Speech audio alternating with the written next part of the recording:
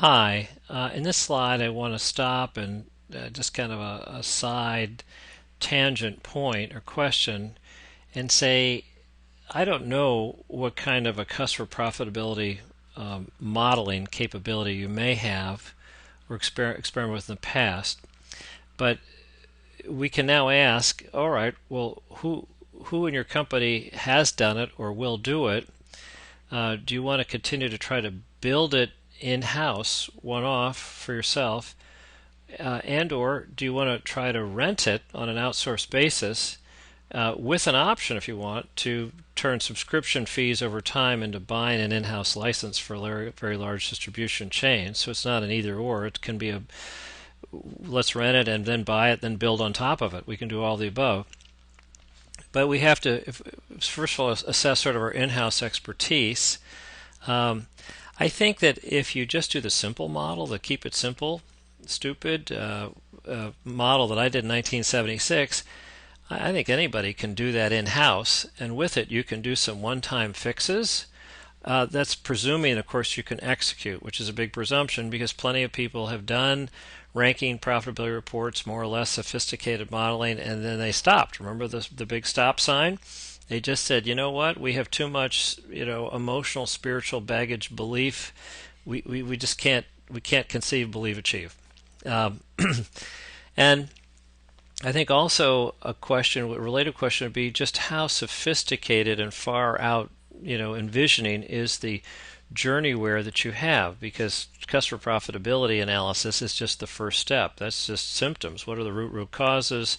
What are the insights? What are the plays, etc.? And how do you go from reactive, pull the weeds every 4 years, to constantly on top of it, proactive, preventative supply chain math, win-win kind of stuff.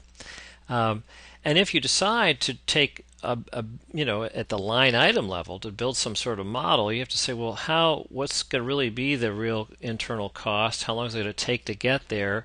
And is there a chance we'll never get there? It'll cost too much or whatever. It'll collapse under its own weight. To a certain degree, to use an analogy, it's kind of like, should we build our own power plant to run electric motors in our plant? Or should we just buy from the central power utility and plug our machinery into a socket in the wall? And it turns out that maybe it's more efficient to outsource this to a huge economy of scale solution, and so we get outsourced cloud computing economics as well as turnkey full sort of pre-canned journeyware capability. And part of the outsource benefit is that you tap into a co-learning community. I would encourage all of you to go check out the website for Advanced Profit Improvement Conference. It runs twice a year in March and September, typically in Phoenix. And it's populated by lots of most ambitious progressive distributors from really 100 different distribution channels. And lots of them already, using line item profit analytics and moving along the power curve very nicely. And of course, other people are there because they want to move along.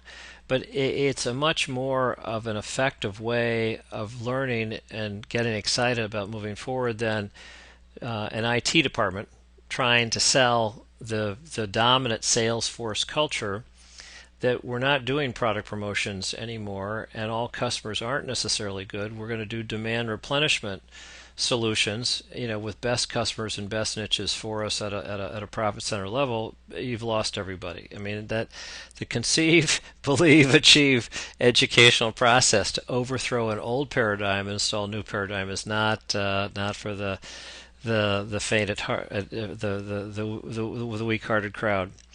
And obviously, we have big re-education, re-skill gaps to close, but one step at a time, one YouTube video clip at a time, watch it 5 to 7 times, talk about it, chew on it, and so forth. You can get there. It's just not a problem. And then part and parcel of the whole journey is we ultimately have to have realignment. Everybody in the company, from Wally in the warehouse and George in the truck to Susie selling, ideally we all should be into how do we grow net profit that gets reinvested in the business to finance ever bigger growth companies, so we have job security and job growth, and we're all working together.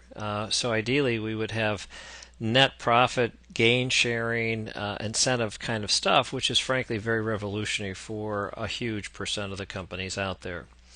So I would suggest that you might get a demo of Waypoint Analytics just to find out what they're doing and benchmark yourself against that, and then decide, should we rent temporarily with an option to buy? Should we just steal our ideas and try to keep up with their whole community and their 4-year head start and doing this on a very focused kind of basis? These are your questions and your choices to make.